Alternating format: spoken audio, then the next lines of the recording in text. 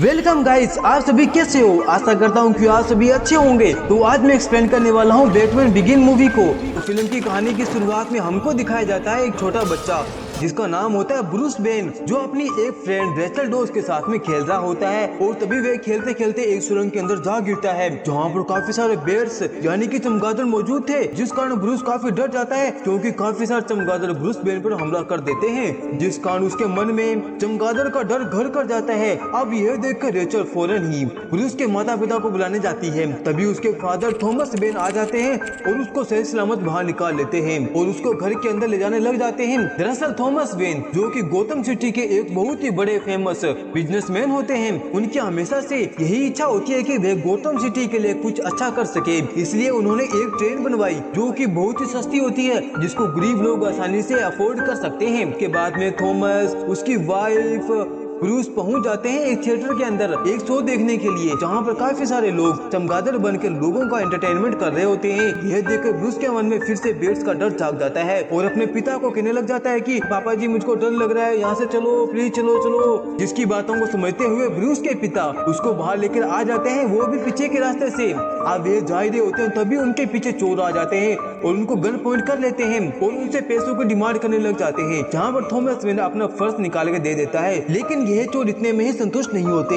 वे कहते हैं कि तुम्हारी पत्नी के गले में जो हार है, जो नेकलेस है, वे मुझको चाहिए। अब यह सुनते ही थॉमस वेन को काफी गुस्सा आ जाता है और नेकलेस को बचाने के चक्कर में वे चोरों से भिड़ जाता है। लेकिन तब तक चोरों ने थॉमस वेन की वाइफ पर गोली चला दी होती है, जिसकी वजह से ब्रूस वेन की मॉम वहीं पर ही मारी जाती है और तो और थॉमस वेन पर भी गोली चल जाती है। अब एक ही पल में ब्रूस वेन की दुनिया उजड़ जाती है, वे अनाथ हो जाता है। युद्ध देखकर वे जोर जोर से रोने लग जाता है और अपनी माता पिता की मौत की जिम्मेदार अपने आप को मानने लग जाता है, क्योंकि उसने ही जिद की थी बाहर जाने के लिए। अगर वे ऐसा नहीं करते तो आज उसके माँ बाप उसके साथ में होते। जिसके बाद में ब्रूस के बटलर ब्रूस को बताते हैं कि इसमें तुम्हारी कोई भी गलती नहीं है, गलती तो उन चोरों की है, इसमें तुम अपने आप को दोषी मत मानो। अब नेक्स्ट डे पुलिस उन चोरों को गिरफ्तार कर लेती है। अब ऐसे ही धीरे धीरे करते हुए टाइम निकलता जाता है और हमको 14 साल बाद का सीन दिखाया जाता है, जहाँ पर अब सीन आता है जहाँ पर आज उस चोर की रिहाई होने वाली थी जिसने ब्रूस वेन के माता पिता की जान ली थी। हालांकि उनकी सजा खत्म नहीं हुई थी, लेकिन शहर के सबसे बड़ा गुंडा फालूंगी के खिलाफ सबूत देने को तैयार हो गया था, इसी कारण उसको छोड़ दिया जाता है।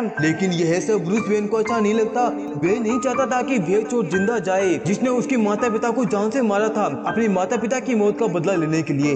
ब्रूस वेन अपने हाथ में एक छोटी सी पिस्टल लेकर घुस जाता है, जहाँ पर वो जैसे उसको शूट करने वाला होता है, मगर तभी वहाँ पर फालूंगी के एक आदमी ने उसी चोर को गोली मार देता है और वे वहीं पे मारा जाता है। इस हादसे के बाद में वहाँ पे भगदड़ मच जाती है। इसी बीच ब्रूस और रेचल वहाँ से निकल जाते हैं, जहाँ पर ब्रूस रेचल से कहता है कि मैं उस चोर को जान से मारने वाला था, लेकिन मुझसे पहले ही किसी और ने उसको जान से मार दिया था।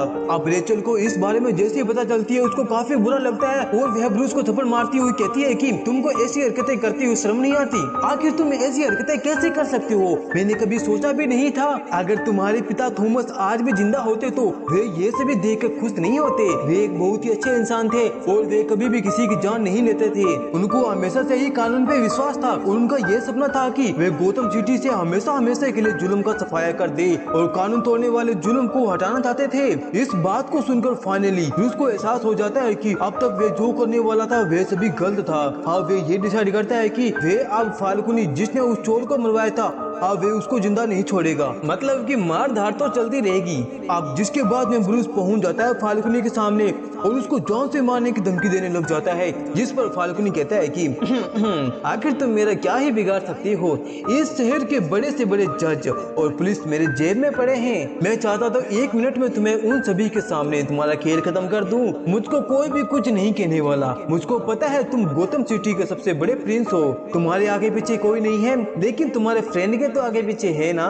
जिस पर ब्रूस कहता है कि मैं तुम्हारी धमकियों से नहीं डरने वाला, क्योंकि फाल्कुनी ने ब्रूस को गाली दी थी और उसके पिता की बेइज्जती की थी। जिसके बाद में ब्रूस वेन को धक्का मार कर निकाल दिया जाता है और ब्रूस को यह कहा था कि यह डर की ताकत है जो मुझको और ज्यादा शक्तिशाली बना सकती है। इस ताकत को तुम कभी भी खरीद नहीं सकते। अब इस पॉइंट के बाद में ब्रूस वेन की दुनिया ही पलट जाती है।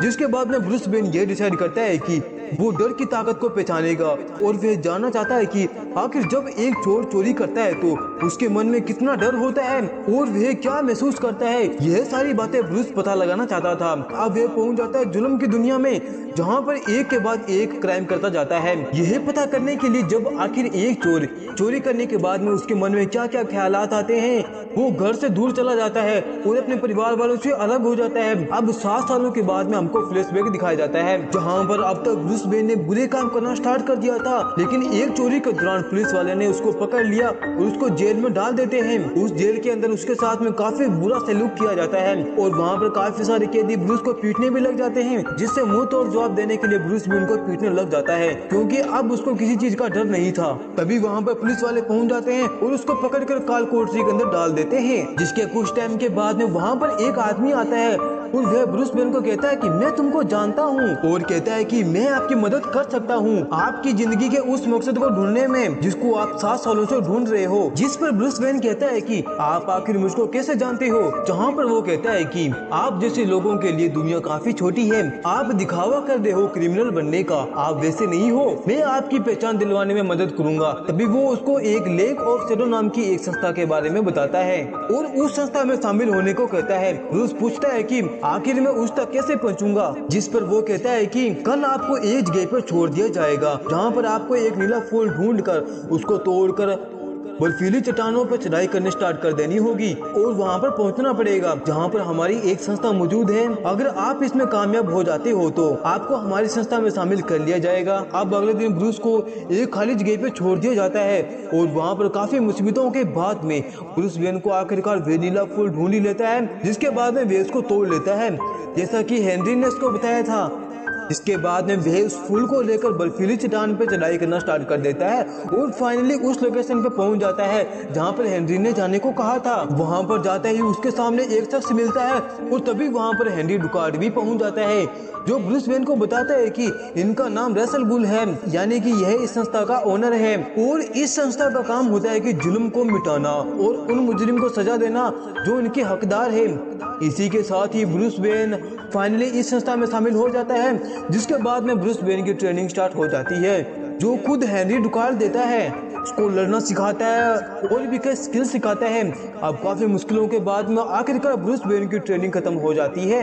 अब एक दिन ब्रूस के सामने एक आदमी को लेके आया जाता है और उसको जान से मारने को कहा जाता है, क्योंकि उस आदमी ने एक गरीब किसान की जमीन को हड़पी थी और ब्रूस वेन को कहा जाता है कि तुम्हें इसको जान से मारना होगा, तभी तुम फाइनली हमारी संस्था में शामिल हो सकते हो और यही तुम्हारा फाइनल टेस्ट है। लेकिन ब्रूस वेन यह करने से साफ साफ ना कर देता है और कहता है कि यह मेरे वसूलों के खिलाफ है, मैं इसे नहीं मार सकता, इसको कानून सजा देगी। पर हेनरी डुकार्ड कहता है कि तुम्हें इसको मारना होगा वरना तुम हमारी संस्था में शामिल नहीं हो सकते। तभी ब्रूस वहाँ सभी को चकमा देकर भागने की कोशिश करने लग जाता है, जिस पर सभी उस पर अटैक करने लग जाते हैं। लेकिन अब तक ब्रूस वेन पूरी ट्रेंड हो चुका था उन निंजाओं से लड़ने के लिए, वो सभी को मात देता हुआ भागने लग जाता है। दोस्तों, हमको यहाँ पे पता चलता है कि दरअसल यह संस्था जो कि मुजरिम को सजा देती है जिनका न्याय कोर्ट नहीं कर पाती, साथ ही साथ इस संस्था ने रोम और इटली पर भी हमला कर दिया और वहाँ की संस्था को जान से मार दिया। बेसिकली ये उनको मारकर उनके ऊपर अपना हुक्म जताना चाहते हैं। अब इनका फाइनल मकसद होता है कि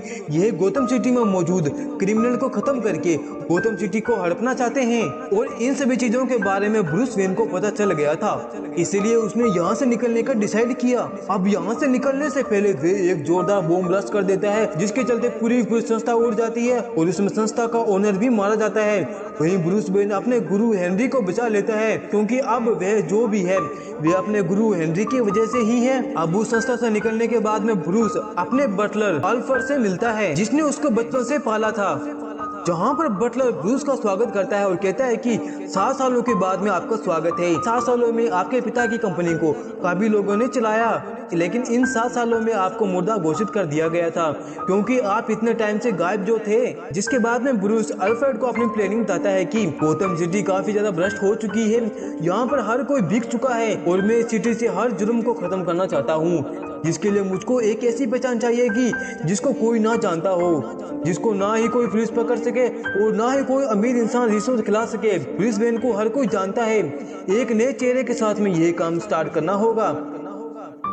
खैर अब घर पहुंचने के बाद में ब्रूस अपने उस काम को करने की प्लानिंग करने लग जाता है, लेकिन तभी वहां पर चमगादड़ आ जाता है, जिसको देखकर अल्फ्रेड कहता है कि नीचे एक गुफा है, ना जाना ये चमगादड़ यहाँ पर क्यों आ जाते हैं। यह सुनने के बाद में ब्रूस उस गुफा में जाने का फैसला करता है, जिसके बाद अल्फ्रेड की मदद से ब्रूस वेन उस गुफा के अंदर चला जाता है।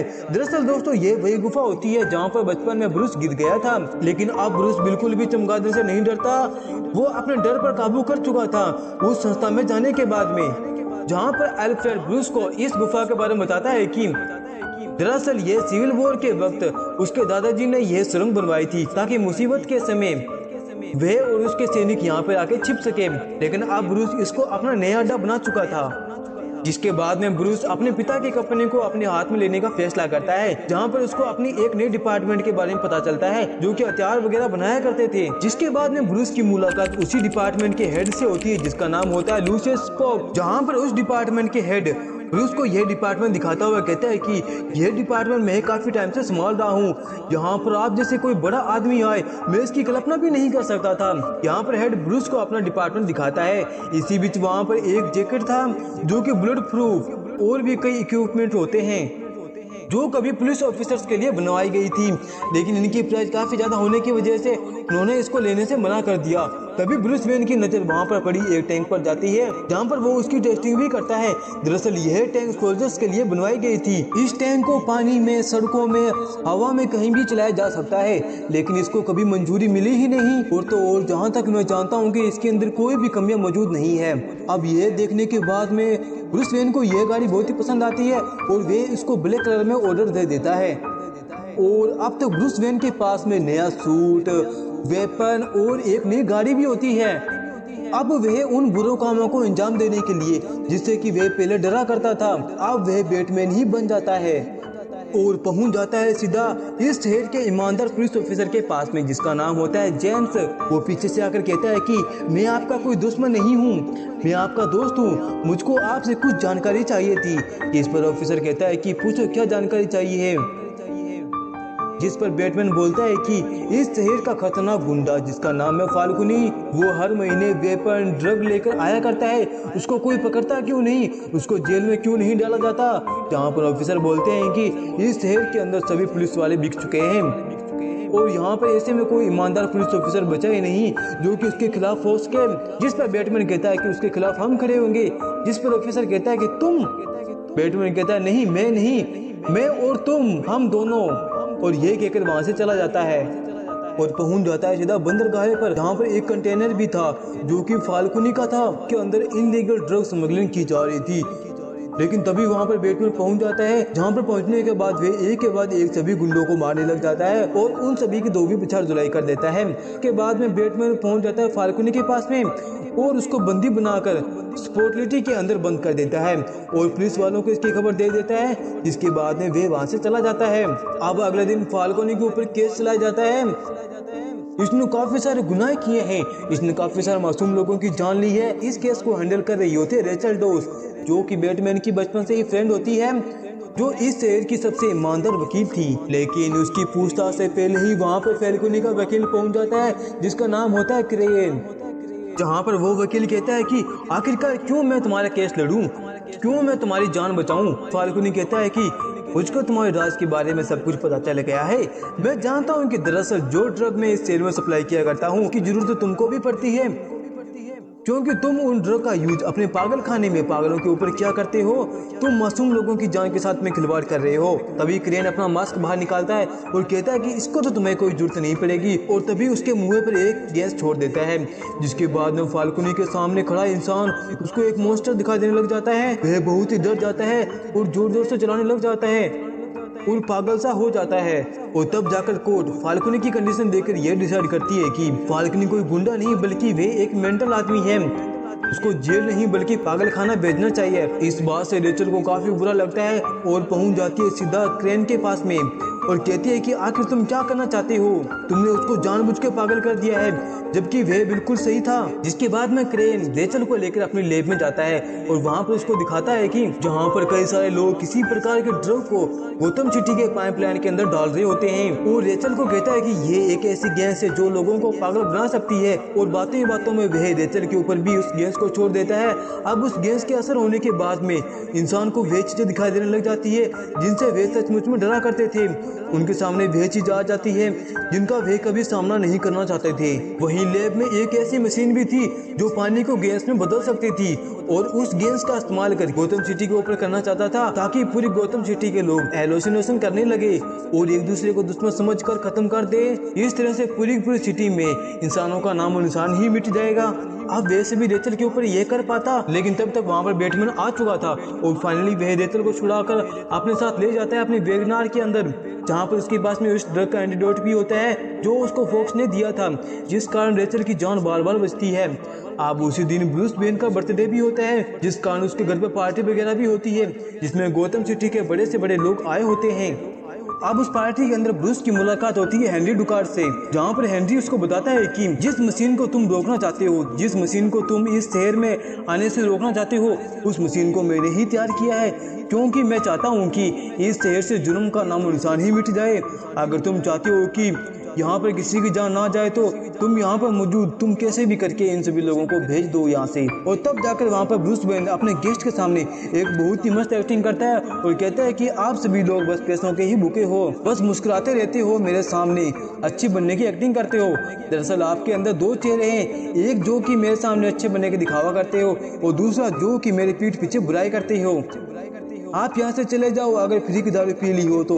अब इस चीज का गुस्सा मानकर सभी गेस्ट वहाँ से चले जाते हैं। अब दोस्तों अब यहाँ पर खुलते हैं असली राज, जहाँ पर हेनरी डुकार्ड कहता है कि रेचल गुल जो कि उस संस्था का मालिक था, वो संस्था किसी और की नहीं दरअसल उसी की संस्था थी और तुम मेरे सबसे काबिल स्टूडेंट थे। मैं चाहता था कि तुम मेरी टीम को लीड करो, लेकिन तुम तो कानून के साइड हो गए। जिस पर ब्रूस उसकी कोई भी बात नहीं मानता और उसका सामना करने की कोशिश करने लग जाता है, लेकिन तब तक काफी देर हो चुकी थी, तब तक पूरे घर में आग लग चुकी थी, जिस कारण ब्रूस वेन एक लकड़ी के पिलर के नीचे दब जाता है।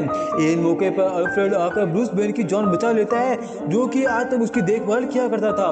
वहीं दूसरी तरफ हेनरी डुकार्ड उस मशीन को लेकर पहुंच जाता है गौतम सिटी के बीचों बीच उस ट्रेन के जरिए और वो उस मशीन को पानी की सप्लाई के साथ कनेक्ट करके, ताकि सारा पानी भाप बनकर गैस में उड़ जाएगा जिससे कि हर कोई इन्फेक्टेड हो जाएगा और सभी एक दूसरे अपने आप को दुश्मन मारने लग जाएंगे।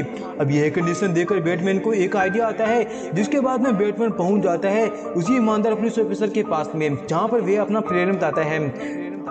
मैं हेनरी डुकार्ड को रोकने की कोशिश करूंगा और तुम उस ट्रेन को, जिसके लिए तुम्हें मेरी गाड़ी मदद करेगी।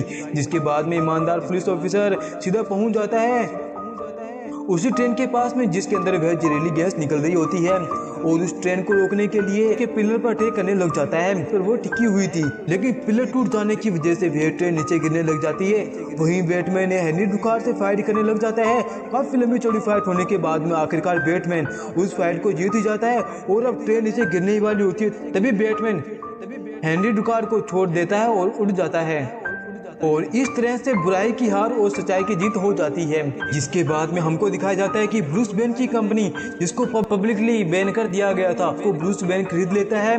अब उस कंपनी का ओनर वह बन जाता है, जहाँ पर वह फोक्स को अपनी कंपनी में हाई पोजीशन पर जॉब देता है, क्योंकि यह वही शख्स होता है जिसने ब्रूस वेन को वो सारे गैजेट दिए, वेपन दिए, जिससे यह ब्रूस वेन से बैटमैन बन पाया। और इसी के साथ ये मूवी यहीं पर समाप्त हो जाती है। अब इस मूवी के पोस्ट क्रेडिट सीन में हमको दिखाया जाता है कि इस शहर में अभी भी जुर्म खत्म नहीं हुआ।